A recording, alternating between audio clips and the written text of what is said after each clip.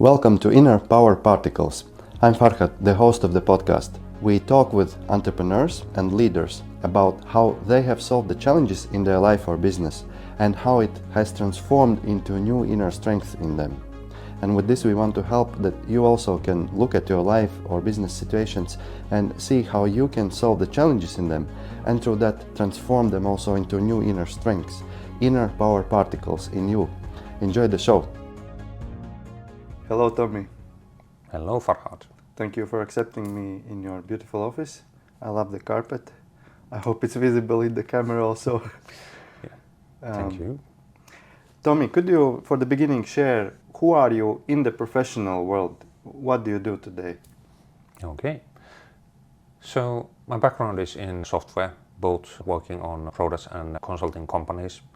And 13 years ago, my life and also my professional identity transformed to what I'm doing today. And to categorize it and what I love the most, I'm a professional mentor.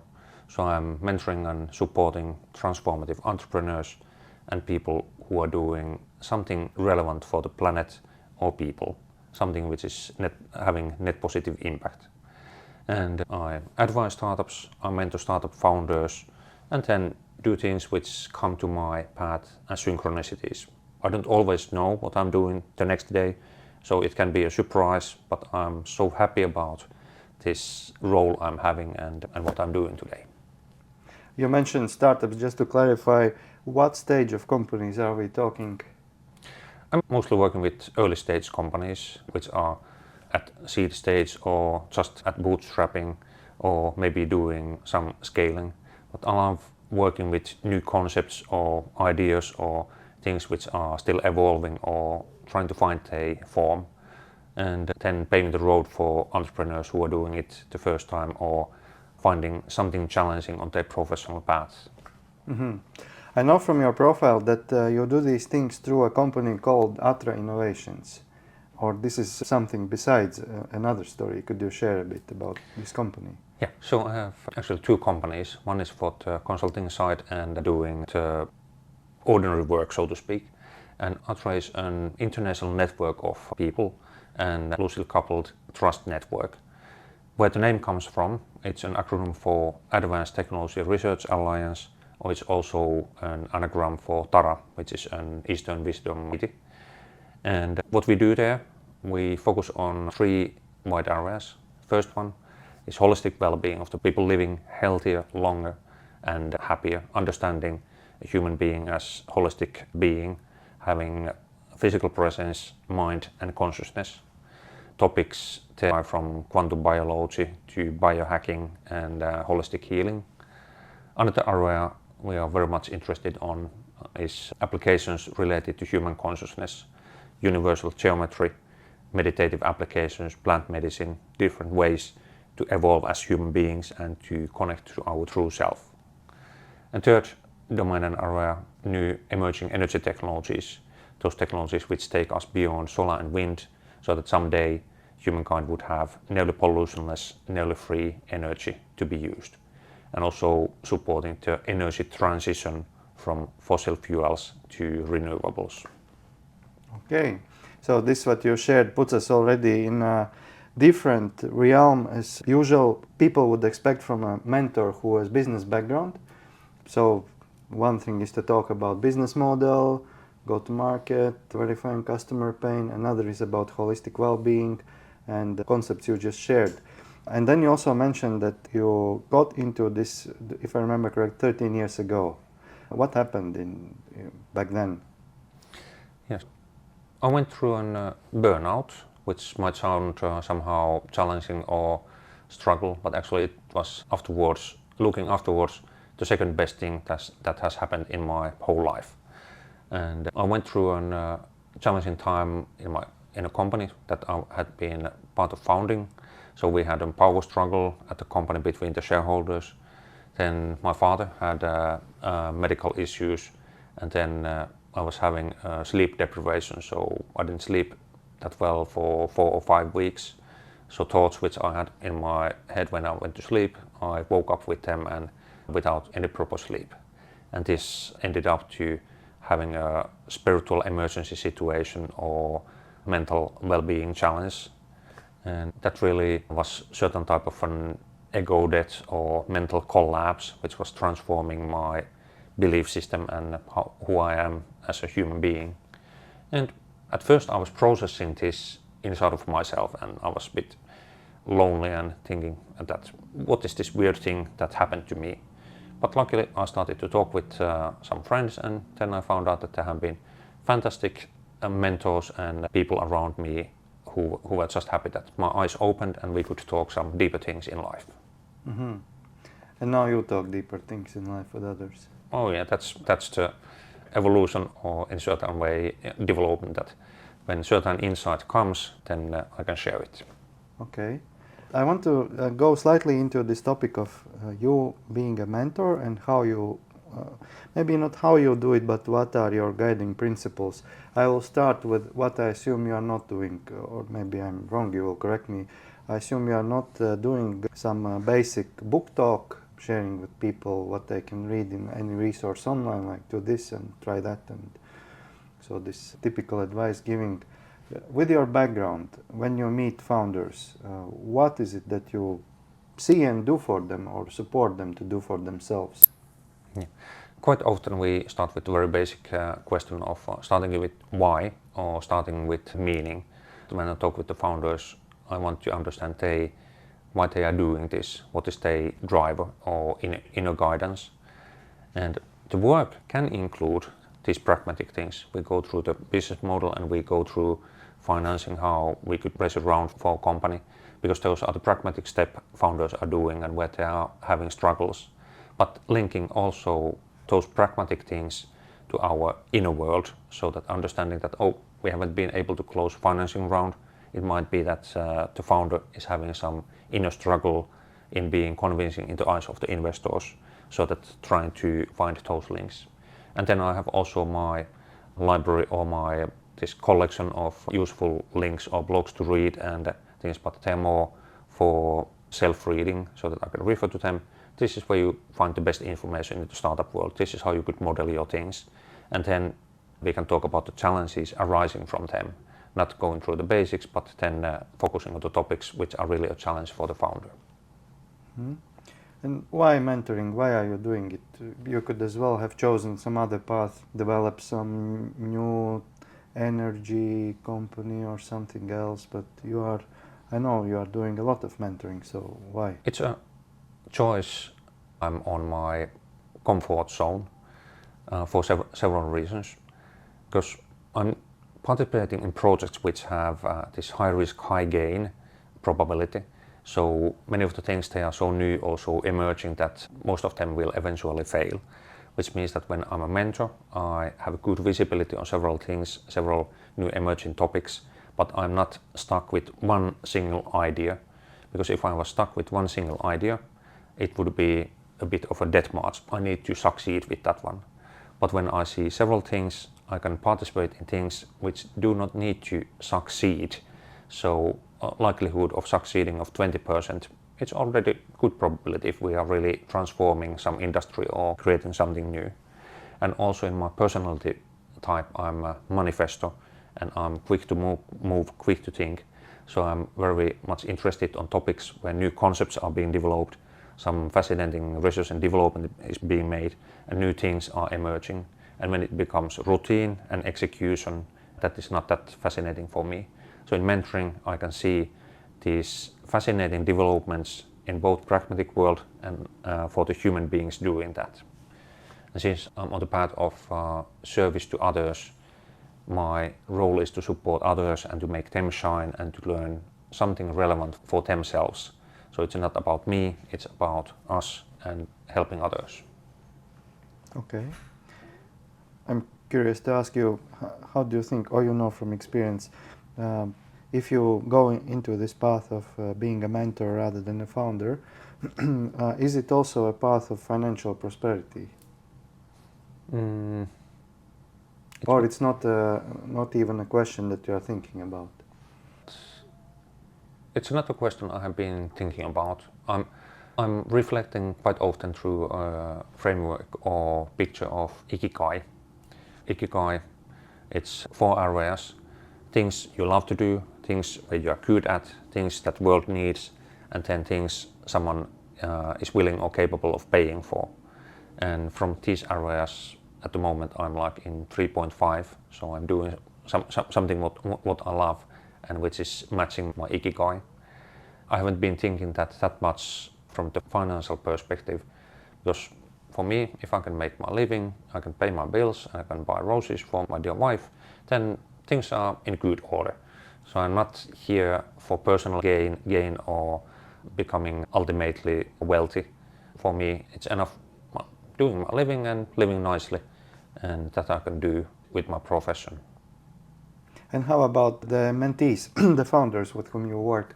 Do you see that they are more also with a similar mindset, or they're also after the big exit and earnings from it? So there are 2 typical stereotypes I'm seeing a lot.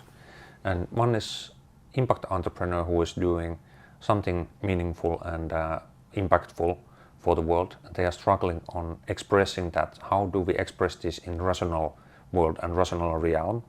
And then we are formulating it in such a way that it could become a business and a startup. And they are already on this conscious development or spiritual development path in a way or other. And then another pattern I'm seeing very often is that there's an entrepreneur who is doing something dull and boring, and they confess that this is not something I want to do for a longer time. This is my vehicle in order to become financially independent and ultimately rich, and then I can do some good things for the world. And the pattern happens to be that quite many from the first category succeed when they have been adapting their path. But the second category, most of the people going this path, they fail because their startup or their business is just a vehicle to get money to do something more fun. Mm-hmm. Very interesting talks that you brought up, and I would like to explore both of these categories a bit deeper. So let's start with the impact entrepreneurs. How do you feel? Is it always that they follow their feeling of what's their purpose, what they want to do good? Or are there also situations when people see that, okay, there's impact area with some EU grants heavily subsidized on them, let's jump on this opportunity. So is it like as pure as it sounds, or it's case by case? It's case by case, because people have different kinds of intentions and values and morals and patterns they follow. There are people who are really doing things from their heart, who are heart-driven and mission-driven, and they have meaning in their life through their work, and they are really aligned. But there are also people who are still in early stages of the entrepreneurship or not that conscious on why they are doing it, that they have been just looking at, oh, doing new renewable energies, it's cool, let's do that. But then it might be that they haven't been doing the thought work through what it means and how it impacts the world. Okay. Speaking of impact, sometimes I hear the phrase that, oh, we do it because we want to do something good for the humanity or something good for the earth. And to me, it feels that this is still not clear what actually good you want to do. And what's your take on this? How someone who feels that he wants to step on this purposeful path, but he doesn't know what it is. So there's just very broad and somewhat vague feeling. How do you get to your why? Yeah. At first, let's start from basic things. So it seems that our operating system and our inner feeling is having this setup that we have a desire to do good things to other people and desire to do good things for the earth. Because if you ask from a person, would you like to destroy this world or would you like to save this world? Most of the people select let's save the world. So it's an inner guidance of people or this kind of value and moral which resonates with us on a higher level. And in many cases, people are having this desire, but they don't know how to implement or how to execute this in the real world. So it can be a fluffy buzzword, let's save the world or let's do something impactful. Some people find that path and some people don't. What would be the advice or hint for someone who wants to find it to increase the odds that he will or she will? Inner development and inner growth. So finding practices that resonate with you, it being meditation or mindfulness or extreme sports or martial arts or psychedelics or some other extreme situations, or going through a personal crisis which aligns your values and morals. And through that you can find out what's my passion, what's my inner guidance, what's my meaning in life. And those paths, they vary. So there's no one single meaning of life everyone is having, but everyone is finding their own path. And then after that, trusting the life and trusting the guidance, because universe and this fantastic matrix is giving us signs and synchronicities and a lot of guidance, and then following them and keeping in mind that does this feel right? Does this feel resonate with my heart? So following guidance and trusting, you mentioned that, let's call this impact entrepreneurs category, that they initially struggle to find how to make it into a business and make it also financially sustainable, but eventually majority of them succeeds at this. Why? What constitutes this struggle and what constitutes the eventual success? Yeah. And when I'm speaking about success, it doesn't always mean financial success or mega exit, but there can be some other consequences which are positive, or person is learning a lot about themselves or company finds its new form. And where the positive side comes from is the insight or transparency of actions, meaning that a person might find something totally else they thought they were seeking for. So it's this learning path that while doing a startup they find out, okay, this startup is not my thing, I'm shifting it to someone else, I'm doing something else. So it's this evolutionary path in a startup, so that it means that the company survives and the person learns something meaningful there. At the same time, there is a big bunch of impact companies which are not financially sustainable. So they don't have a business model, or they don't have a financing model or some money-making structure which would make them sustainable. And those are just destined to die. And the faster you find out this is not going to fly, the faster you can learn and faster you can move forward. But then doesn't it go against this maxim that if you do what's right and what is the impact that is needed, that there should be this somehow universe aligning and supporting you to accomplish this mission? This mission entrepreneurs having is not always to succeed on what they do. It might be that it's your personal growth path, that you are supposed to go through a massive failure. So you have been betting 5 years of your time and energy and your family relationships and dad's money on something which fails. And there's still the learning experience. You are failing miserably and then you are in dire straits. It might be the biggest success or end result of that whole thing. Because how I see startups? Startups are private, dedicated therapy for entrepreneurs, and with therapy crises and challenges and things which take you to spiritual emergency situations.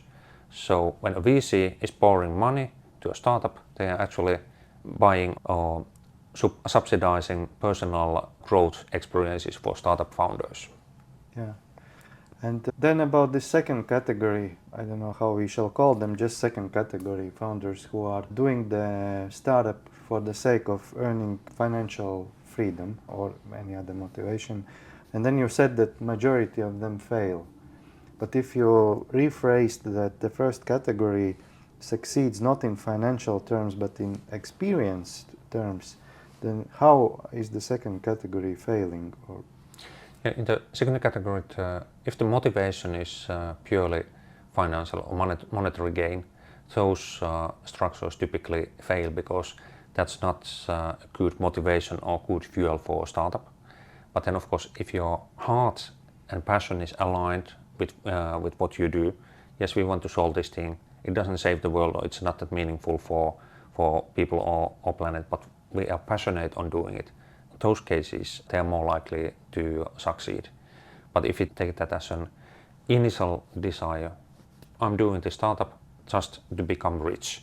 If there's not that much more around of it, that's like formula to fail. yeah.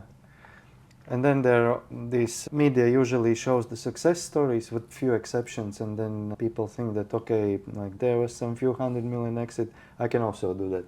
But don't take into account that it's like reading lottery news, almost as if. Exactly, and it is that survival of the fittest. So if 100,000 mice are going for a walk and 100 of them succeed at the end, that will be made public. It's the same thing in startup world.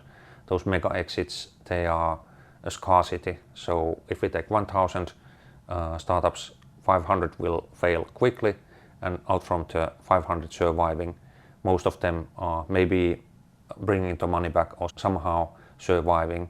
But out from 1,000, if 10 of them make a mega exit and 100 make some kind of exit, that's maybe the proportion. So it's really playing on a casino table with quite low odds to succeed.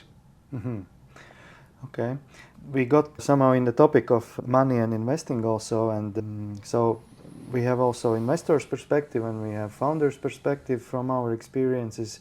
And then you also mentioned that investors are financing not only the company but the personal growth, but eventually investors are expecting return on the investment. So we invest X amount and then we want 5x, 10x, 20x back. And then the impact founders, they want to do the impact and not think that after 5 years I have to have the exit event. Feels almost as if those two forces, the impact foundership and then the investments, they are not ideally aligned models per se. What's your take on this? Yeah, this traditional model of startup and having VC investors where there's exit being planned in from 3 to 9 years from now, and that is the model which is required for the VC fund model to work. So in order to have that return for investment with a multiplier that is high enough, you need to bet on companies which can be sold, which can be taken public. So that is just the nature of the business. And there are multitude of cases where this works well. So we can see that, okay, there's this business opportunity, there's this market share we can get, and there's a solution we can build.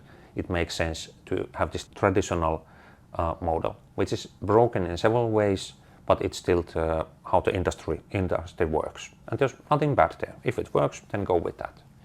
Then if we look at the businesses who want to have some higher morals or some bigger meaning behind, there are several structures which have been found to be good for that. So that the companies are for profit, so they can do profitable business, sell some solution or application or gadget which is useful for the people and positively impactful. But when they get the revenue and profits, some of the profits are being shared general or some defined purpose, or they are invested to the growth of the company. And some examples of these new ways to operate, for instance, partnership model, public benefit corporation in US, which is also international then model and certification, platform cooperatives and cooperatives in general. So if your business is not something you want to scale and scale fast to international business, and it can be created as a cooperative that can create good, sustainable, profitable business, which is not interesting for VC perspective or investor perspective, but it can still create good, profitable business model. Mm-hmm. Okay.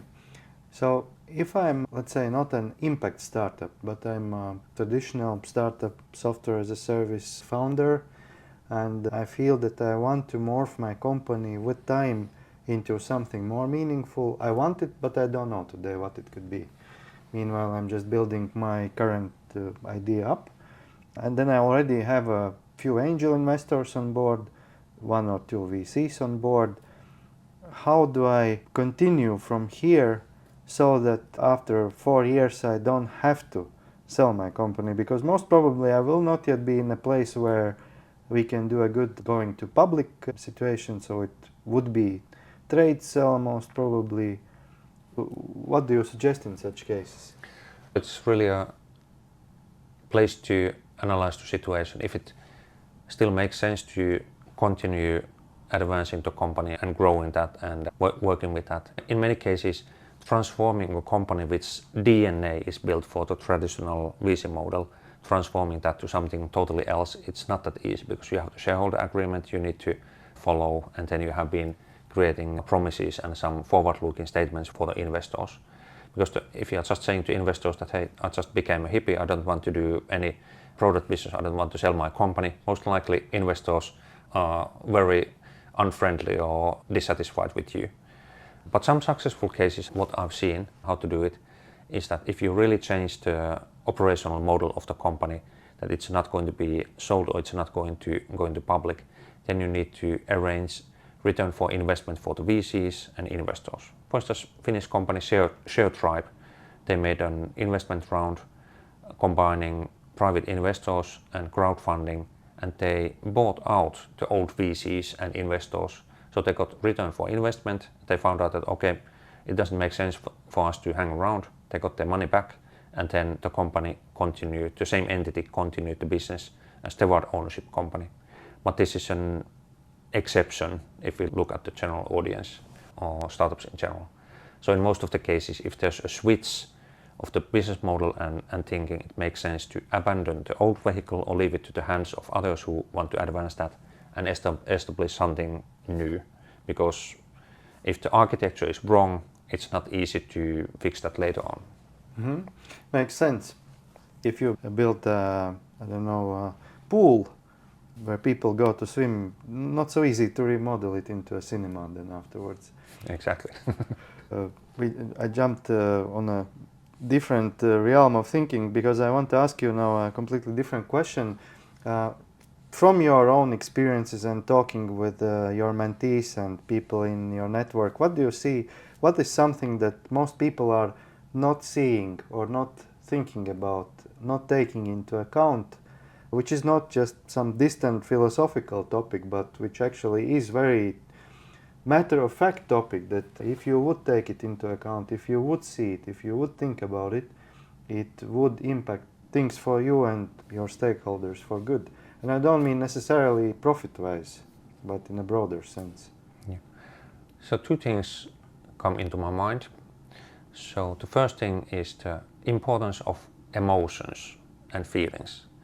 Because if an engineer is modeling a startup, they just look at the rational side and calculations and practicalities.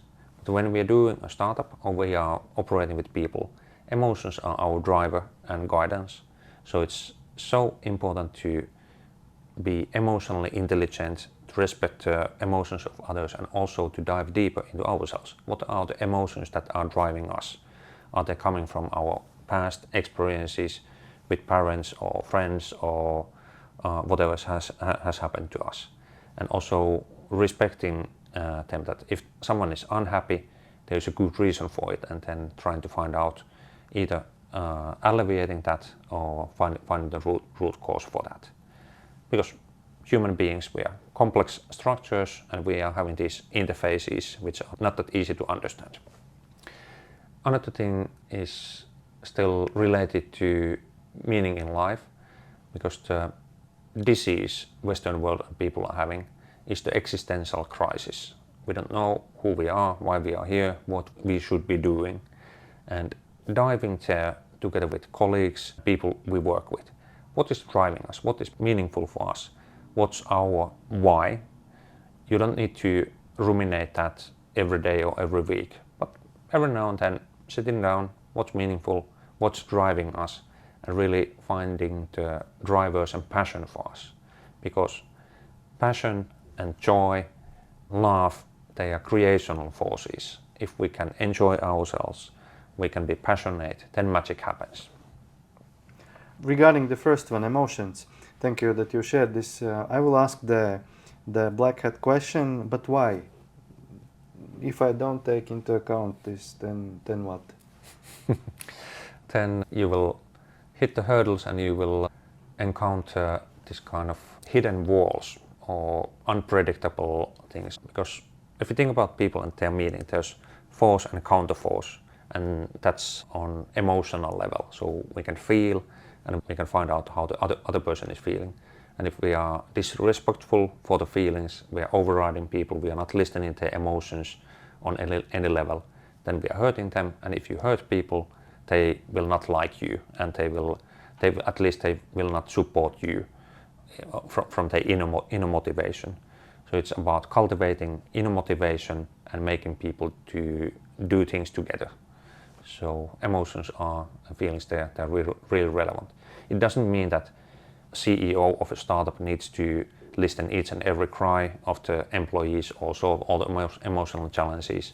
But what I mean is to be respectful and more into listening mode and respecting the emotions. Also our own emotions, because our emotions, they are a sign of our inner world and they are our guidance. So if we listen to emotions, they tell a lot more than our Excel sheets.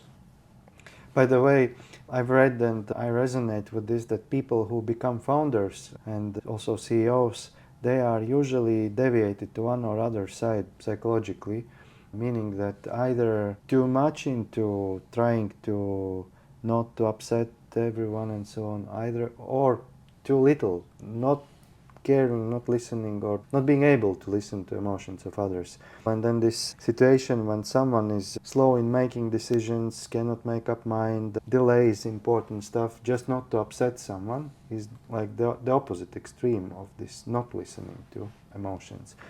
And again, creating not good consequences, at least for the company. Have you encountered such people, and what is your advice and support for someone who finds it hard to confront, to state his opinion, to make tough calls? Yeah, definitely I have seen that a lot, and that's a very common thing in mentoring, to find out what are the patterns a founder is using at work and what are the black spots. And this not being able to confront other people or trying to please, it's very common, and quite common. It's related to think that we want to be accepted as human beings, and if we confront someone, we feel that, oh, people might dislike me, I will not be accepted as a human being. And this is quite common, or very common among founders. And it's then the thing to learn from there, that confrontation can be very beneficial and it can be very useful and respectful in many cases. Then if we then think about this other group of people who do not listen to feelings or emotions of other people, it's also learning experience for it in two ways. At first, the best tactics to operate with people is to listen to them on a certain level and to cooperate with them in a respectful manner. Because if you're overriding people, they are not helping you. And another thing is that still among founders and CEOs, there are a lot of personality disorders. People are narcissistic or even psychopaths or sociopaths, or want to take benefit from other people. Then it's really a question to see if the founder is capable of somehow coping with these traits, or if they are capable to learn from there, or if it's mission impossible to change. But you now touched this narcissistic and psychopathic and so on. I've heard sometimes from founders that, okay, I get it, then I should go to psychotherapy. And then what's the difference? Mentoring, psychotherapy? There's a lot of similarities, because we are speaking about the human nature and deeper psychology. But if we go to clinical depression or disorder, schizophrenia, or some clinically diagnosed things, then it's better to go to the psychotherapy, because then there's a treatment process and proven science for understanding what's going on, possibly even medication or some treatment paths. So there is a really big need and a good position for psychotherapy, also for founders, because we have certain topics to process and it's good that they're professionals for it. But then when it comes to linking human psychology to business and cooperate other human beings, then mentoring can be really helpful to understand, okay, I'm having this feeling, how do I utilize it, or how I understand it at work context. So mentoring is very much related to human psychology, but we are not clinical professionals to treat something diagnosed. Talking with you, I have the impression that you are both highly sensitive to emotions and feelings, and also you know a lot about it. And were you born like this, or this burnout added these abilities for you? Meaning, how if someone now wants to, okay, I've been less sensitive I wanted to use some other phrase which I decided I've been less sensitive, but now I want to be able to sense and feel other people. So how do you, because it's not like you go to gym and then you train it up. Yeah, actually there are things which you can train and learn. So there are certain capabilities which you can train a lot. But for me personally, when I was a young kid, I was a highly sensitive person, so I felt a lot about other people, and I really couldn't cope with that. I didn't know how to do that because, for instance, angriness or hatred, that felt as a pain in my body. So my body was aching if someone was angry or shouting, and basically I didn't have my boundaries or my protection for that. And then later on, I closed my eyes and my field, so to speak, for a long time. And then this burnout situation when I was 35, that again opened that realm and that world. So this highly sensitive person, HSP, book by Elaine Aron, that became my manual. Oh, this is how I'm operating, this is how I sense people. And these days my daily work or my belief system includes understanding people's energy fields or having certain senses or even information about the people and being very sensitive for things around me. So that's something I'm utilizing at my work and what I'm also practicing. And practice, how you can practice this, there are good courses for learning this, both online and on-site. Meditation, mindfulness, martial arts, things where you interact with people on a deep level and really are in the present. They can then open the senses and open the sensitivity. You mentioned also a couple times to feel and follow, to trust and to follow guidance. So what do you mean by that? So what guidance? I know the word trust, but what do you mean with guidance and trust into what and how? Yeah. And you mentioned also spirituality. Are we talking about some religion, or so? Can you explain this a bit? That is a fascinating question. And at first, I do not follow or support organized crime or religions. So let's take them out from the picture. So I'm not practicing religion, but I'm highly spiritual in my life, which is more about our consciousness and our inner wisdom, which each and every person is having. So I'm practicing secular spirituality. And there, if we take a concept of Matrix from the very famous movie, then we can get a lot of concepts on to discuss this topic on philosophical level. And how I see or how it relates to my life, I can feel that I'm supported by life and I get guidance, which is synchronicities or friends calling to me, or I'm meeting specific people I'm supposed to meet exactly at the correct time, and things happen in a good flow. And if I want to maintain this good flow, I'm keeping my own field in good vibes and myself in good mode, and then I can see and feel these synchronicities. And that's really carrying in life, and magic is happening. Synchronicity being a Jungian term, maybe not everyone knows what it means. Could you elaborate it a bit? Okay, so synchronicity is a coincidence which is not a coincidence after all. So it is something is happening because of several causalities coming together at certain time. It's a term telling that we are living in multidimensional reality and we see things which are synchronistic, meaning that something extraordinary happens several times in a row, and after all you can't believe that it's a random coincidence. With the disclaimer that I myself also believe in synchronicities, there's also an opinion that this is just a magical thinking. There's such a term. What do you say to that? Try it yourself. So I'm not here to convince someone about synchronicities. It's much stronger to find out them by yourself or learning them by yourself. Because it's also that if you deny synchronicities can't happen, they are not for me, well, you will not see synchronicities. So it's about accepting them in your life. And a good book about this is, it's a bit goofy, but still a good adventure story or fictional book. It's called Celestine Prophecy by Robert Redfield. So that is explaining the phenomena of synchronicities in a nice way.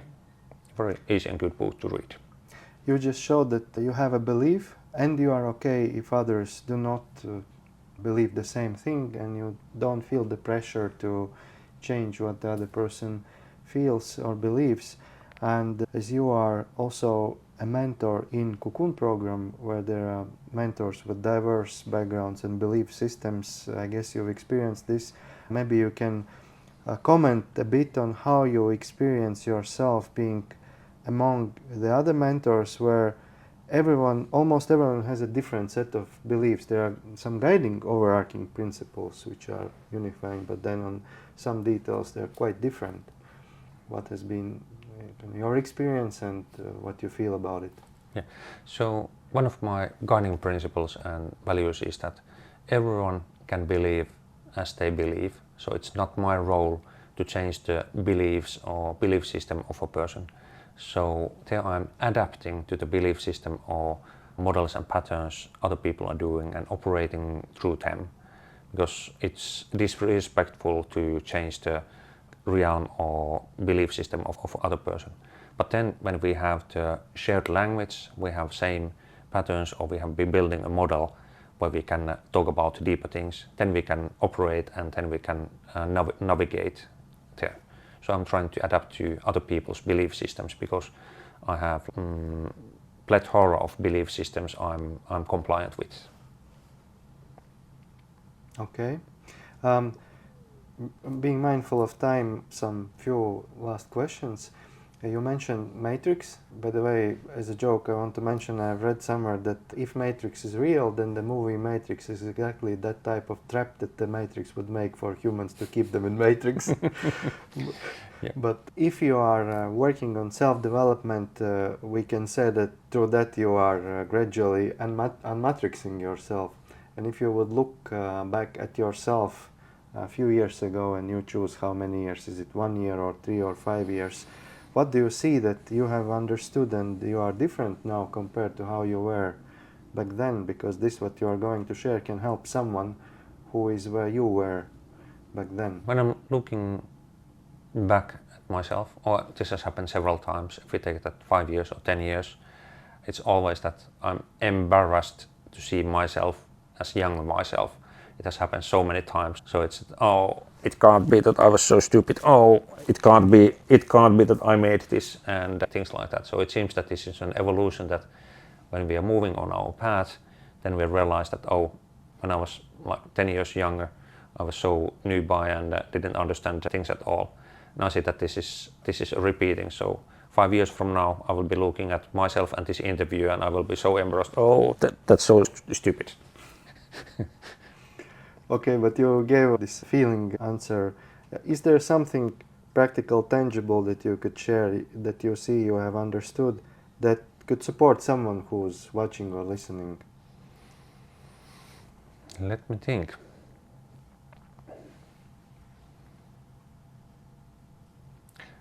My advice would be that appreciate crisis you are having at hand, because we are going through several crises in our life, and they are this kind of teachers or guidance we are having. And I have seen that development so many times, that when there's a big life crisis, someone is losing a job, or they're having a health issue, or close to death health issue, or they're losing someone that they love, or some close relative, or the startup collapses, or whatever happens, that's putting our mental presence and conscious presence to a shake-up.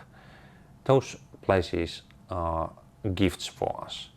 And I'm wishing my dear friends, typically crises they can handle at this point of time. Because when they're capable of handling that crisis, bigger crisis will come. And that is just the nature of life, how this matrix seems to work. When a crisis comes, the natural reaction is to resist and fight until a certain moment when pressure gets so big that it just breaks all this down. But the opposite way is to do what? So how can a person collaborate with the crisis? So there are several good tactics for that. At first, appreciating the situation, accepting that as is. being grateful for this crisis to arrive in our life. And second thing, which many people are missing in the middle of a crisis, is to ask for help, ask for support from people around us, asking for support from parents, relatives, friends, general public, people around you, and accepting that help. Because in quite often, especially founders, they are very closed. I need to do this by myself. I need to go through this challenge just myself. I can't get or I can't have any support for me. And breaking that barrier, showing the vulnerability, saying, I'm vulnerable, please help me at this point of time, I need help, saying that aloud. And that then makes the recovery from the crisis much easier and faster. This is very valuable, thank you. There's one last question. What I haven't asked you that you would like to share so that it remains with who is watching or listening to us? Can you repeat the question? Yes, this is the broad question. Yeah.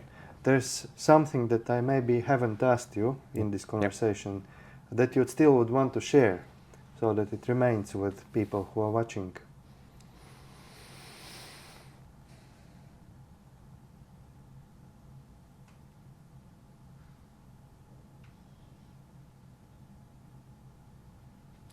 Mind is empty for this question, so can't get a handle for that kind of topic, because there are several topics I could discuss, but not such one which would want to be said here. One came to me, and with that we can conclude. I love sauna, and I know that you also love sauna. What is this in sauna that is beneficial for people?